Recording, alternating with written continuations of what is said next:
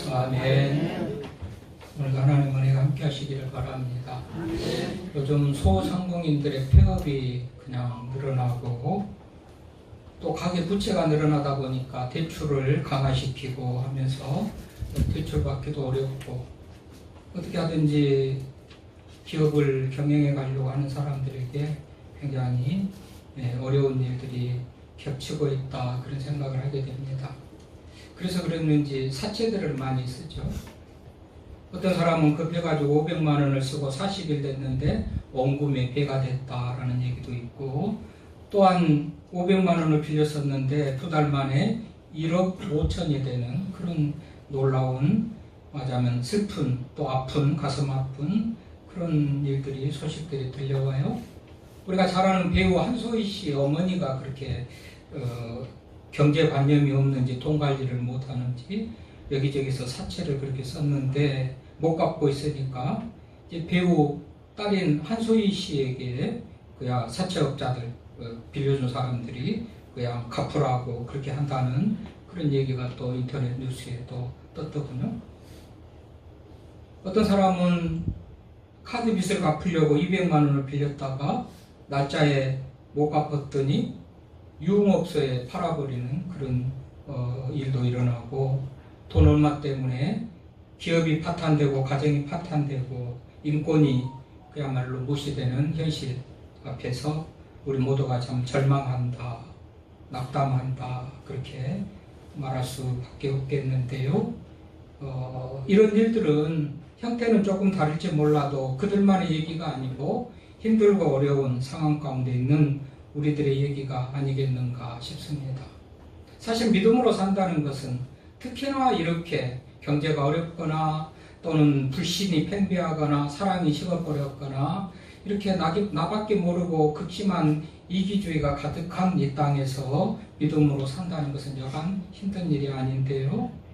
그래서 참 어려워요. 경제적인, 성도들은 이중의 고통을 겪고 있다, 이렇게 말할 수가 있을 거예요. 경제적인 또 사회 환경적인 그런 일들로 인하여서 어려운 것도 있지만 믿음으로 살기도 어려운 그런 환경 속에서 우리 성도들은 이중의 그런 어떤 고난을 겪고 있다, 그렇게 저는 보면서요. 그럼에도 불구하고 오늘 하나님의 말씀으로 위로가 있고 또 상처가 회복되어지는 그런 은혜가 있기를 바라면서 오늘 말씀을 준비를 했습니다. 어쨌든 우리는 황금 만능의 시대에 살아가면서요, 정말 돈보다도 인권보다도 사람보다도 돈이 우선하는 그런 시대에서 없는 것이 서러운 그런 시대를 우리가 살아가고 있지 않습니까? 무엇에 쫓기든지 분주해서 그야말로 쉼을 잊어버리는 피곤함 속에 살아가는 지치고 피곤한 우리들, 정치적으로는 부정부패로 불신임과 신뢰를 잃어버리는 그런 모습 속에서 국민들만, 특별히 가난한 서민들만 힘들어하는 그런 현실을 우리가 보내고 있기도 하거니와, 경제적으로도 빈익빈 부익부, 어떤 빈부의 격차로 인하여서 가난한 사람들은 더욱 힘들고 서러운 그런 환경 속에서 우리가 살아갑니다. 뿐만 아니라 믿음의 입장에서, 믿음을 가진 우리들의 입장에서 볼 때 이 이단과 사립이라든지 또는 혼합 종교, 이런 것들이 우리의 신앙의 정조를 잃어버리게 하고 우리로 하여금 하나님을 믿는 믿음을 약화시키는 그런 환경 속에서 놓여 있고, 이로 인해서 한국교회가 지금 힘을 잃어버리고 복음의 빛을 잃어버린 그런 형편 가운데 있지 않습니까? 하나님의 창조의 능력을 과소평가하는 그런 과학이면 최고다, 과학 맞는 과학 이기주의가 결국은 하나님의 권능도 땅에 떨어뜨리는 그런 형편에 이르는 현실, 이런 현실 앞에서 그야말로 겉으로는 우리 인류가 더 나은 삶, 더 행복한 삶, 파라다이스를 꿈꾸는 그런 삶으로 나아가는 것 같지만 안에 조금만 들여다보면 깨지고 터지고 부패하고 타락한 그런 모습 속에서 우리는 절망할 수밖에 없는 그런 환경 속에 우리가 놓여 있다 말할 때에 누구도 부정할 수 없는 그런 사실 앞에 있습니다. 그럴 때 우리 하나님께서는 오늘 14절 말씀으로 뭐라고 그럽니까? 시온에 따라 노래할지어다, 이스라엘아 기쁘게 부를지어다, 예루살렘 따라 전심으로 기뻐하며 즐거워할지어다. 이렇게 말합니다.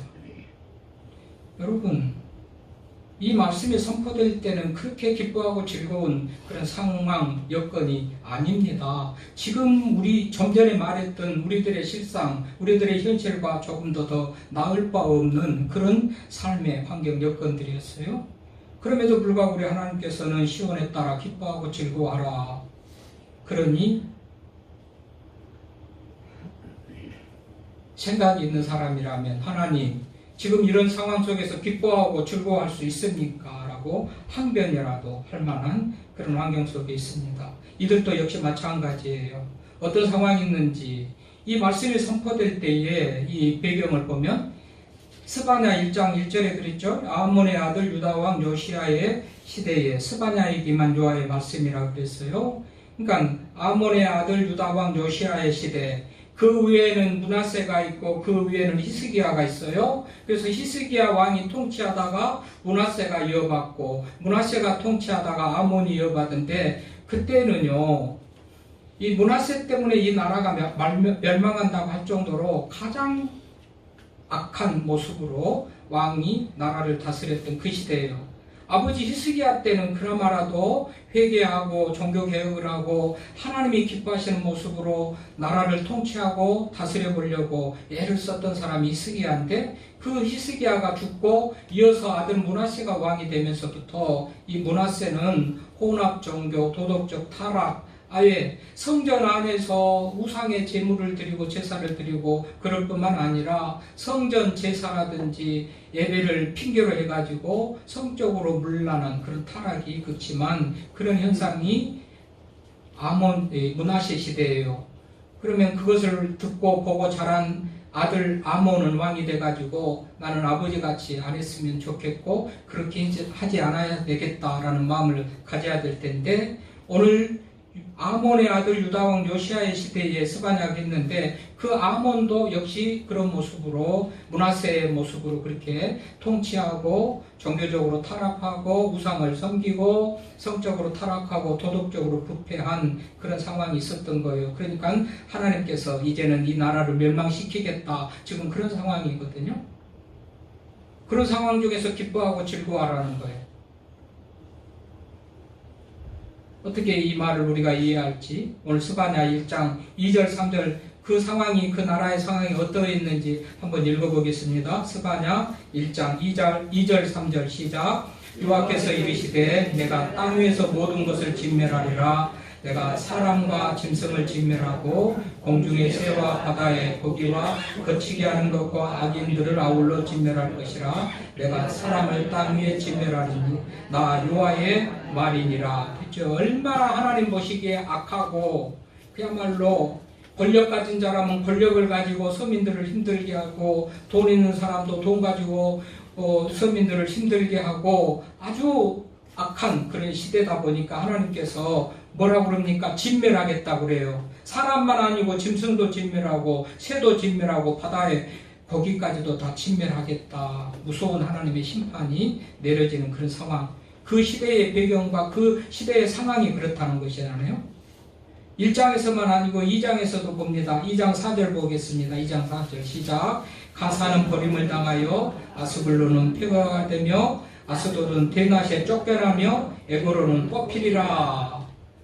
버림을 당하고 폐허가 되고 쫓겨나고 라는 그런 저주스러운 말이 있습니다. 9절 보겠습니다. 9절. 그러므로 만군의 여호와 이스라엘 하나님이 말하노라. 내가 나의 삶을 두고 맹세하노니 장차 모압은 소돔 같으며 암몬 자손은 고모라 같을 것이라. 찔레가 나며 소금 구덩이가 되어 영원히 항폐하리니 백성의 남은 자들이 그들을 노락하며 나의 남은 백성이 그것을 기업으로 얻으리라. 그랬어요.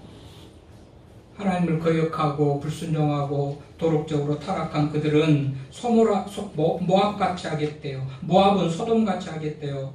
그 다음에 암몬은 고모라같이 하겠어요. 이게 소돔 고모라는 죄악이 간영해가지고 유황불로 멸망당한 도시 아니겠습니까?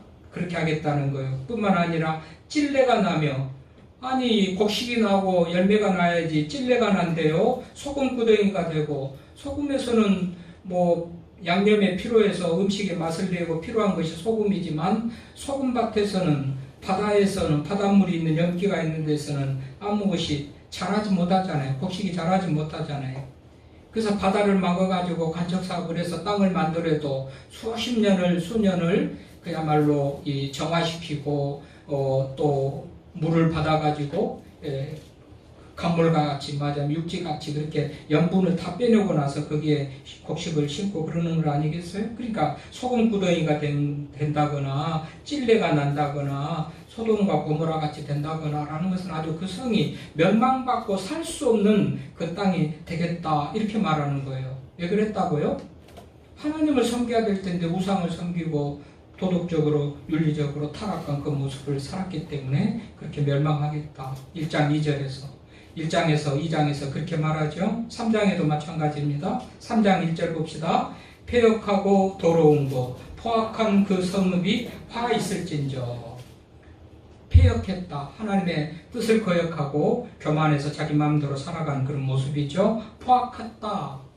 인권이 없고 사랑이 없고 이해가 없고 용서가 없고 그야말로 힘을 가지고 그냥 억압하고 착취하고 폭력한 그런 모습이잖아요. 그러니 그 성읍이 화가 있을진저. 3장 8절 보겠습니다. 3장 8절 나 여호와가 말하노라. 그러므로 내가 일어나 벌할 날까지 너희는 나를 기다리라. 내가 뜻을 정하고 나의 분노와 모든 진노를 쏟으려고 여러 나라를 소집하며 왕국들을 모으리라. 온 땅이 나의 질투의 불에 소멸되리라. 질투의 불에 소멸되리라. 오늘 본문 8절에서 12절까지는 2018년도 12월에 제가 본문으로 설교를 했던 본문인데 그래서 뛰어넘어가지고 오늘 14절부터 20절 말씀인데요. 어쨌든 이런 상황 가운데서 하나님께서 이스라엘 백성들에게 특별히 택함받은 백성, 구원받은 백성, 남겨진 백성 그런 상황 속에서도 하나님을 의지하고 믿고 신뢰하고 말씀으로 살아가려고 노력하는 그들에게 기뻐하고 즐거워하라 그렇게 말하는 거예요. 여기에 소망이 있고 여기에 치유의 은혜가 있는 것이잖아요. 완전히 다 죽어가는데 그 중에서도 소망을 주잖아요. 우리 하나님께서 오늘 말씀을 통해서 우리들에게 위로를 주고 소망을 주는 그런 약속의 말씀을 오늘 하시는 거예요. 그래서 시온에 따라 노래하라. 이스라엘아 기쁘게 부르고 예루살렘 따라. 이게 시온의 딸 예루살렘 딸이 나오죠. 이 시온이라는 것은 예루살렘에 있는 작은 언덕이에요. 언덕을 그걸 시온산 다윗이 그곳에 성을 쌓기도 하고 솔로몬이 그곳에 교회를 건축하기도 했는 예루살렘 인근의 언덕 산 어떤 이런 데를 시온산 시온 언덕 이렇게 부르는데요. 어쨌든지 이거는 따라 그런 것 같이 시온이든지 예루살렘이든지 이스라엘 백성들을 상징하는 그런 용어고 표현으로 쓰여지는 그런 말인데 특별히 아들도 있지만 딸이라고 그랬죠. 여러분 아들, 딸 옛날 할머니, 할아버지들은 아들을 선호하고 딸들을 막 천리하고 천시 여기고 뭐 그래서 뭐 아들 딸 낳았다고 또 뭐 쳐다보지도 않았다는 뭐 그런 얘기도 듣고 합니다만은 현대에서는 아들보다도 딸들을 더 약한 존재로 더 이쁜 존재로 더 기여하는 존재로 딸을 더 사랑하고 그러는데요. 그러니까 아들보다도 자녀라 그렇지도 않고 아들아 그렇지 않고 딸이라고 그랬다는 것은 정말로 더 사랑스러운 아버지 하나님이 사랑하는 그 사랑의 마음을 더 간절하게 더 진정성 있게 더 폭넓게 깊게 넓게 포괄적으로 말하는 그런 표현이라고 할 수가 있습니다. 어쨌든지 이렇게 공포스럽고 진멸하고 심판하고 아무것도 정말로 남김은 것 없이 불바다가 될 것 같은 심판이 임하는 그때에도 하나님은 그 백성들을 위로하잖아요. 그 중에서도 기뻐하라 즐거워하라 그렇게. 그러니까 요즘 현실적으로 어려운데 가게들이 문을 닫고 장사가 안 돼서 어려운데 대출도 하기도 어렵고 이자는 높고 살기가 어려운데 즐거워하라 기뻐하라 이렇게 하면은 이해가 됩니까? 지금보다도 더한 그 현장에서 스바나가 말씀을 선포하던 아몬 시대에 문하세 시대에 그 시대에서 정말 이런 말은 도대체 이해가 안 되는 그런 말입니다만은 우리 하나님께서는 그래도 기뻐하고 즐거워하라 그래요. 그러면서 그렇게 즐거워하고 기뻐해야 될 이유를 15절에 말해주고 있어요. 그 이유가 뭐예요? 뭐 때문에 기뻐하고 즐거워하라는 겁니까? 15절 보니까 요아가 내 형벌을 제하였고 원수를 쫓아냈으며 요아가 그 가운데 계시니 내가 다시는 화를 당할까 두려워하지 아니할 것이다 그랬어요. 우리가 이 말씀에 눈에 가는 것은 요아가 형벌을 제하였다. 형벌을 제하였다. 사람들이 사실은 이렇게 고통받고 죽어가고 힘들고 이런 것은 늘 죄 때문이라고 저를 통해서 말을 많이 들었잖아요.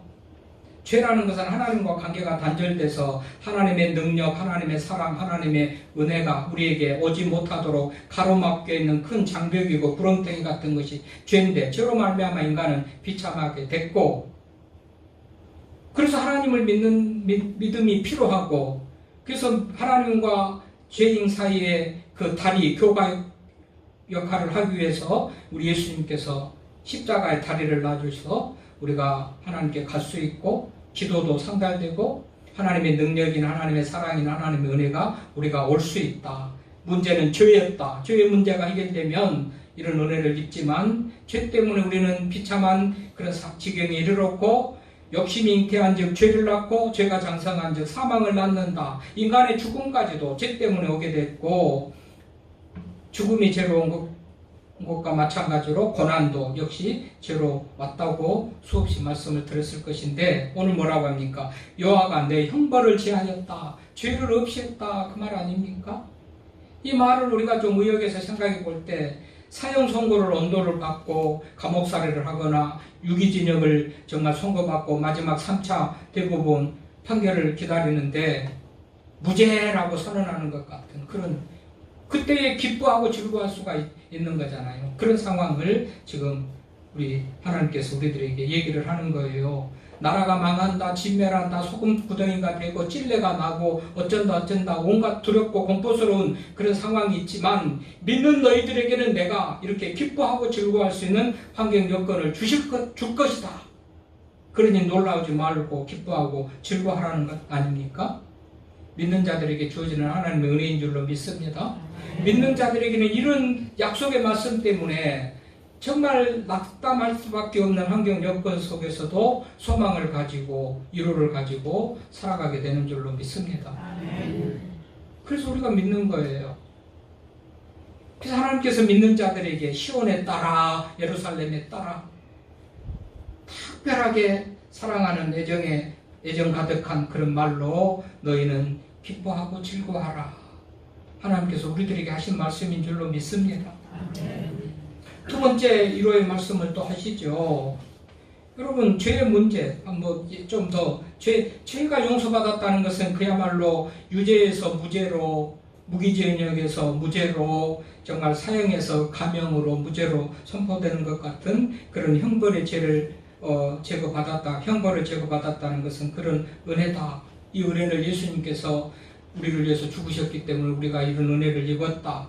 그러므로 예수님께 감사하고 그래서 예수님을 믿고 찬양하고 오늘도 죄전에 나와서 예배를 드리는 이유다. 늘 말씀을 드렸습니다. 여러분 사도 바울도 이렇게 말합니다. 로마서 4장 6절에서 7절입니다. 불법의 사하심을 받고 죄의 가리움을 받는 자는 복이 있도다. 그렇게 말하지 않습니까? 주께서 그 죄를 인정하지 아니하실 사람은 복이 있도다. 한마디로 죄 없는 것은 큰 복이라는 거예요. 왜요? 하나님의 온갖 은혜가 우리들에게 주어졌기 때문에 복이다. 그렇게 말해요. 여러분 종교개혁자 마르틴 루터 기억하죠? 이 마르틴 루터가 1517년에 종교개혁을 할 때 그야말로 얼마나 두렵고 떨리겠어요. 왜요? 그 거대한 교황의 권력을 상대로 마르틴 루터 혼자서 싸워야 되니 얼마나 두렵고 힘들었겠습니까? 지하 서재에서 그야말로 이 종교개혁에 대한 의지를 가지면서 글을 쓰고 있는데 마귀가 나타났답니다. 마귀가 나타나서 큰 종이를 가져가지고 그 종이에 깨알같이 적힌 그런 죄의 목록들을 다 말하면서 너희 죄가 이렇게 많고도 많은데 네가 무슨 종교개혁을 한다고, 네가 무슨 하나님의 일을 한다고 그러냐 하고서 마귀가 그러더래요. 그 말을 들으면서 완전히 의지가 꺾이고 자신감이 꺾입니다. 내 죄인이 내가 뭐를 할까? 낭망합니다. 그때 성령 하나님께서 마음에 감동을 주고 하나님의 말씀 한 군데 생각나게 합니다. 로마서 8장 1절입니다. 그러므로 이제 그리스도 예수 안에 있는 자에게는 결코 정죄함이 없나니 이는 그리스도 예수 안에 있는 생명의 성령의 법이 죄와 사망의 법에서 너를 해방했다라는 그 말씀을 루터가 떠올린 거예요. 그래, 그리스도 예수 안에 있는 결코 정죄함이 없다는데 이 무슨 소리냐? 앞에 있는 잉크병을 마귀에게 던지면서 나는 예수 그리스도 안에서 죄 용서를 받고 죄하고는 관계없는 사람이 됐다 소리쳤다는 거 아니겠어요? 마귀가 도망가고 루터는 종교개혁을 완성하게 됐다는 얘기입니다. 뭡니까? 이게 죄가 이렇게 인간을 좌절하게 낙담하게 하고 모든 삶의 의지를 꺾을 정도로 막강한 힘을 가지고 있는 것이 죄인데, 오늘 예수님께서, 하나님께서 내 죄 형벌을 제거하였고 라는 것은 죄의 문제를 해결했다. 그 자유함 속에서 기뻐하고 출구할 만한 충분한 자격을 가졌다, 그런 말이에요. 그러므로 그 죄를 용서하신 하나님의 은혜, 예수님의 은혜에 감사하면서 사는 여러분들 되시기를 바랍니다. 그래서 죄악으로 인하여 낙심하고 두려워하고 떨고 있는 우리들에게 주시는 두 번째 말씀이 뭡니까? 우리 16절 한번 읽어보겠습니다. 그날에 사람이 예루살렘에 이르기를 두려워하지 말라. 시온아 내 손을 늘어뜨리지 말라. 두려워하지 말고 손을 늘어뜨리지 말라고 그럽니다. 그날에, 심판이 하는 그날에 사람들은 공포스럽고 두려운 그날이지만 하나님을 믿고 약속이 있는 그 백성은 두려운 날이 아니고, 그렇기 때문에 손을 늘어뜨리지 말아라. 그러면서 너희 하나님 여호와가 너희 가운데 계시니, 하나님이 함께 하시고 너희와 함께 계시니 너희는 두려워하지 말고 손을 늘어뜨리지 말아라. 여러분, 우리가 힘든 사람 걸어가는 뒷모습을 보면 뭐라고 그럽니까? 등을 치고 힘내라고도 하고, 왜 그렇게 어깨가 푹 처져서 말하십니다. 어깨가 축 처져가지고 걸어가잖아요. 그 말이에요. 손을 늘어뜨리지 말라. 그러니까 어깨 처지지 말고 손을 늘어뜨리지 말고 힘내서 그냥 살아가라는 거예요. 여러분, 지금 상황적으로는, 환경적으로는 심판과 어떤 멸망을 얘기할 때 혼비백산하고 절망할 만한, 소상공인들마다 장사가 안 돼서 문을 닫고 대출 이자가 높아지면서 또 대출 강화시키니까 대출도 못 받아서 정말 살 길이 막막한 그런 상황 속에서도 하나님이 함께 하시면 문제 해결이 되고, 하나님이 함께 하시면 도와주실 테니까 손을 늘어뜨리지 말고 어깨 처지지 말고 두려워하지 말고 살아가라고 지금 하신 말씀이에요. 그래서 너희 가운데 계신데요. 하나님이 너희 가운데 계신다. 너희 가운데 계신다. 함께 하신다라는 것은, 여러분, 힘 있는 사람 누군가가, 지혜 있는 사람 누군가가, 능력 있는 사람 누군가가, 돈 있는 사람 누군가가, 권력 있는 사람 누군가가 우리와 함께 한다면 큰 힘이 되지 않겠어요? 그래서 우리 백그라운드에 중간 누군가가 힘이 되는 사람이 있다면 큰 힘이 될 거예요. 그런데 하나님이 우리 가운데 계시고 함께 하신다고 했으니 어깨 처질 일이 없죠. 그래서도 안 되는 거예요. 이건 믿음 없는 사람들은 그러든가 말든가, 뭐 하나님이 무슨 약속을 했든지, 하나님이 능력이라든지 사랑이든지 은혜라든지 말을 해도 어깨 쭉 처져가지고 공포와 두려움 속에서 살아가려는지 모르겠지만, 믿음 있는 사람은 그렇게 살아가서는 안 된다는 것을 우리가 기억하시기를 바랍니다. 오늘 하나님이 너희 가운데 계신다고 그랬잖아요. 17절에 그러잖아요. 너희 하나님 여호와가 너희 가운데 계시니 그는 구원을 베푸실 전능자시라. 하나님이 우리 가운데 계시는데 무능한 하나님, 냄새 풍기고 노숙자같이 도와줘야 될 그는 하나님이 아니고 생명의 창조주고 능력이신 그 하나님, 우리를 너끈히 그런 진멸 가운데서도 우리를 건져내실 그 하나님, 우리와 함께 하신다는 거 아니겠어요? 그러니 삶이 힘들고 어렵지만 여러분들 힘내시기를 바랍니다. 아멘. 믿는 자들과 함께 하신 줄로 믿습니다. 아멘. 하나님 우리 가운데 계시면서 우리와 함께 하신다고 하나님 그렇게 오늘 말씀하고 있습니다. 함께 하시는 얘기 중에서 우리는 떠올릴 수 있는 얘기가 야곱의 얘기입니다. 야곱이 장자가 되고 싶어서 장자에게 주어진 여러 가지 특권과 부와 권력을, 명예를 다 갖고 싶어서 아버지 이삭을 속여가지고 아버지 내가 장자이니까 축복해 주십시오. 귀가 어둡고 눈이 어두운 아버지 이삭을 속여가지고 장자의 축복을 다 받았죠. 형 에서가 그것을 알고 죽이려고 그러니까 야곱이 도망가잖아요. 외삼촌 집으로 도망가요. 하루 길에 갈 수 있는 길도 아니고 맨날 며칠을 걸어서 가는 그 길에 가다가 피곤하면 자고 가다가 낙이 저물면 자고 자는 그곳은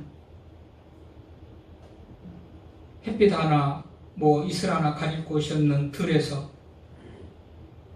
야곱은 잠을 자고 깨고 잠을 자고 깨우면서 외삼촌 집에 가는 거예요. 그 갔던 첫날에 지쳐서 들에서 잠을 자는데 창세기 28장 15절에 보니까 하나님이 너를 떠나지 아니하리라. 꿈에 하늘에서 사닥다리가 내려오고 사닥다리에서 천사가 오르락내리락 하면서 하나님 음성이 들립니다. 내가 너를 떠나지 아니하리라. 아니 아버지를 속이고 형을 속이고 장자의 직분을 다 받아가지고 도망가는 사기꾼 같은 야곱이지만 하나님께서 내가 너를 떠나지 아니하리라 그렇게 복을 주시더라고요. 잠에서 깨어난 야곱도 뭐라고 고백합니까? 여호와께서 과연 여기 계시거늘 내가 알지 못하였다. 하나님이 함께 하셨어요. 야곱에게 함께 하셨어요. 사기꾼 같은 야곱에도 함께 하셨다면 믿는 자들에게 택한 백성들에게 하나님께서 언제나 함께 하실 줄로 믿습니다. 그럼 그 하나님이 함께 하시면 우리는 만사오케이예요. 그러니까 기뻐하고 즐거워하라는 거예요. 생뚱맞게도 이런 환경 속에서 이렇게 날마다 적자고 일해도 그야말로 얻어지는 것도 없고 빚 갚기에 급급하고 빚도 못 갚고 쌓여가만 가는데 하나님 이런 상황에서 어떻게 기뻐하고 즐거워하겠습니까? 할 수 있는 그런 상황이지만 그래도 하나님이 함께 하시면 우리는 기뻐하고 즐거워하게 될 줄로 믿습니다. 아멘. 뿐만 아니라 왜 기뻐하고 즐거워합니까? 오늘 19절 20절 말씀 한번 읽어보겠습니다. 그때 내가 너를 괴롭게 하는 자를 다 벌하고 저는 자를 구원하며 쫓겨난 자를 모으며 온 세상에서 수욕받는 자에게 칭찬과 명성을 얻게 하리라. 내가 그때에 너희를 이끌고 그때 너희를 모을지라. 내가 너희 목전에서 너희의 사로잡힘을 돌이킬 때에 너희에게 천하 만민 가운데서 명성과 칭찬을 얻게 하리라. 여호와의 말이니라. 아멘. 보십시오. 괴롭게 하는 자가 있지만 그것을 막아주시고 저는 자도 구원하시고 쫓겨난 자를 모으시고 수치와 모욕을 당할지라도 그것을 칭찬과 명성을 얻는 자로 바꿔주신다 말하지 않습니까? 누가요? 우리가 믿는 하나님이 그렇게 하시겠다는 거예요. 누구에게요? 하나님의 백성들에게 우리에게 하시겠다는 거예요. 그러니 우리가 정말 힘든 중에도 위로와 또 소망을 가지고 상한 심령들이 또 소망을 가지고 치유되고 소망 가운데 나아가는 우리가 얼마든지 될 수 있지 않습니까? 아멘. 하나님의 약속의 말씀이.